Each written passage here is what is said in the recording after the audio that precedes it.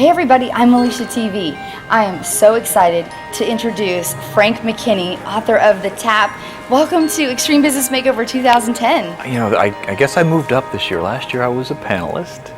Not just a panelist. Well, I'm excited to be a presenter this year because of what this event stands for. What it draws out in us as presenters, what Zig Ziglar talked about last night, what we can touch on the spiritual side of kind of dovetailing your professional highest calling with your spiritual highest calling. Let's be honest, you know, not a lot of motivational events or business events allow that to happen.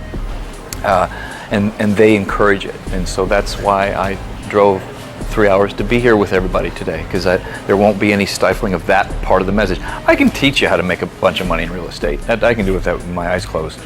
But what's harder is to get the message through on how to truly succeed in the business of life, which is what we've done with my book, The Tap. Which is what you're going to be talking about today at XBM 2010.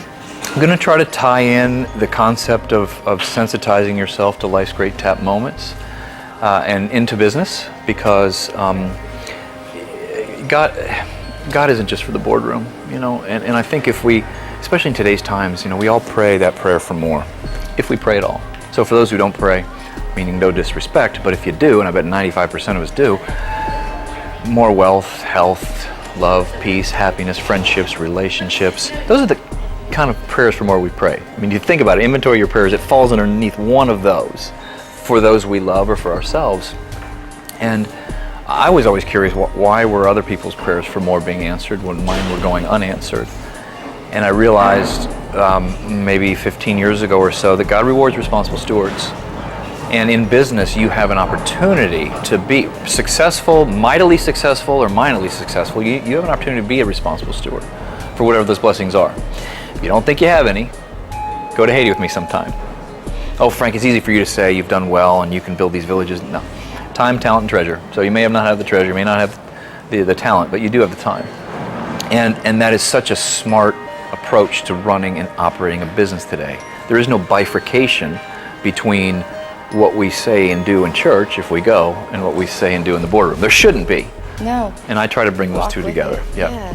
And I know what you said in your book, The Tap, when I was reading the story about one of the greatest tap moments in your life initially was seeing the success in the sale of one of your multi-million-dollar estates and your hands raised in victory. And then on the very next page of the newspaper, looking over and seeing a man who almost was a spitting image of yourself standing in a bread line at the Caring Kitchen. Yeah, so that was my epiphanous tap moment, and not every tap moment in life is epiphanous, but we are tapped, and then the image of the book, which you can kind of see, but anyway, it's God's finger coming down and tapping you on the shoulder. They aren't always epiphanous, but when they are, they can be life-changing. So yeah, I'm reading this article trying to focus on my hair and my clothes and my house, when there's this man, if I don't blow dry my hair and shave, you know, or put on a jacket like this, there but for the grace of God go I, living underneath the bridge, you know, the overpass. And I just felt very compelled to start to pursue the spiritual highest calling that we all have. And unfortunately, and this isn't a conscious decision, but unfortunately, we spend most of our life pursuing our professional highest calling. And you could very easily be a broadcaster, a journalist, you could host your own TV show, and you're really good at what you do. You could do that to the detriment of your spiritual highest calling, just because you're so myopically focused on that professional success or definition of.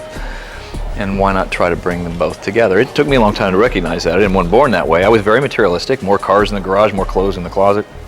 But except for your Yugo, 1988. That doesn't take a lot of room in my garage. Well, you know, it's interesting that you said that about the news and being a reporter, because I didn't realize it was a tap moment until I met you last year at Extreme Business Makeovers, that was why when I went to the news station and was a reporter, I said, no, get me out of here. This isn't where I need to be. And so it was at that moment. So I just appreciate your book. I appreciate you being here. And cheers to you at Extreme Business Makeover 2010. We are excited for you to join us next year, 2011. Thank you so much.